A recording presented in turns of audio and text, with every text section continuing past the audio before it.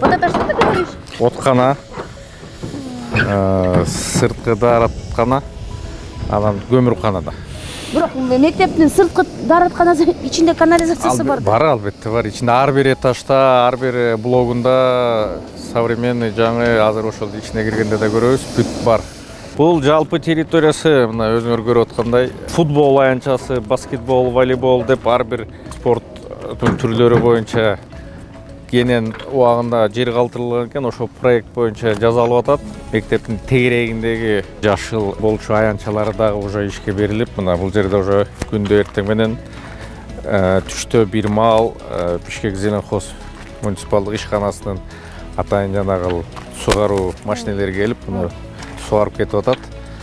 Эми жалпы бул Бишкек шаарынын 1-Май районундагы Мурас Ордо мектебинин курулушу жалпы корпустун чатыры жабылып, сырткы фасад иштери бир 50-60% бүтсө керек. Анан ички окуу класстарынын жасалгылоо иштери азыр көп күчтүн баары ошого жумшалган.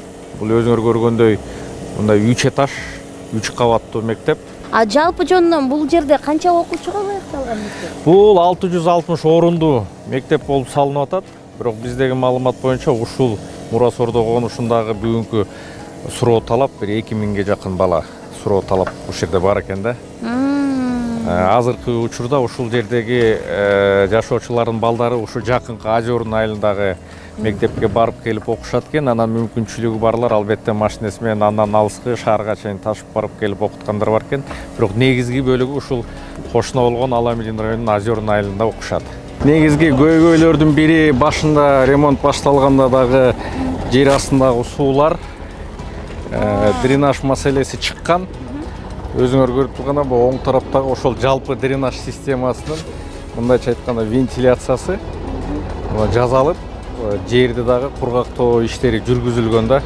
Бул жерде бригада кылып бөлүп, ички жасалгылоо өзүнчө бригада, мектептин сырткы жасалгасы өзүнчө бригада, анан мектептин тегерек четиндеги инфраструктураны жакшыртуу ал өзүнчө бригада болуп, мисалы үчүн ушул азыр биз жүргөн 2-чи кабат делгенде ички жасалгасы үчүн эле мына 20дан ашык бала эки тарапта иштеп, ичин жасап атканы, эшигин коюп атканы, полуна тиги линолеум төшөлүп аткандары ошол 20дан ашык бала цоколь этаж дегенибизди жасап атат.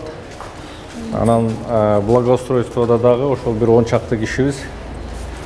Биз азыр ушу Мурас Ордо мектебинин 3-чү блок деген 3-чү кабатта, 3-чү блокта. Бул жерде негизги ички жасалгылоо жумуштары жыйынтыкталып, ана потолок стенкалар жасалып, азыр ички полдо мындай линолеумдор төшөлүп, терезелер орнотулган, өзүңөр көргөндөй.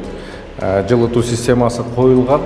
Мисалы үчүн ошол бир кабатта 10 мектеп окууканасы бар болсо, ошого ылайыкталып, коридордо жасалып, электр жарыктары берилип, анан эң негизгиси ушу балдардын өрт коопсуздугуна алдын алуу боюнча ошол бүт шаймандар орнотулуп атат. Жумушчулар ар бир окууканабыздын ичине балдардын сабак билим алуудагы мындай жакшы жарыктандыруучу лампалар коюлуп, анан өзүңөр байкагандар бул полдо электр чубалгылар жүргүзүлгөн. Бул деген информатика сабагына ылайыкталган кабинет.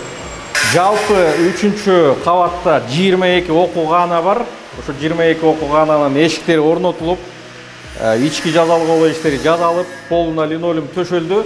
Мындай болгон эле майда жумуштар эле калды. Ушулардын баарын бүтүрүп, дааратканалар бүтсө, буюрса бир 3-4 күндүн ичинде мунун баарын тазалап, 3-чү кабатты даярдыкка көрүү менен бул жерден акырын 2-чи кабатка, андан ары 1-чи кабатка жылабыз деген ушундай план менен иштеп атат балдар. Мектебибиздин имарат ичиндеги спорт аянтчабыз, спорт зал, тиякта мына атайын чечинүүчү жайлары менен өзүңөр көргөндөй атайын мындай полу жыгачтан жасалып, потологу ошо стандартка ылайык жасалып атат. Бул жерде ички дубалды жасалгылоо жумуштары, ошондой эле потолок шипти жасалгылоо жумуштары жүргүзүп атат. Окуучулар көбүрөөк топтолгон жерлерде сыртка чыгып кетүү кошумча мындай эшикке коопсуздук чараларын сактоо үчүн мындай каралган.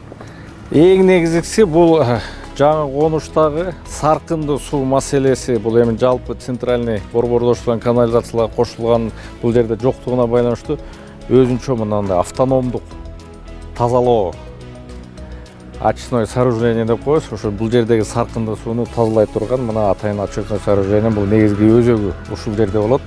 Ушул жерден тазаланып, андан аркы жана техникалык суу дегенди сууат иштерине пайдаланууга. Ошол эле мен жана көрсөтүп кеткендей жана дренаж системасынын да кошумча бир бөлүгү бул.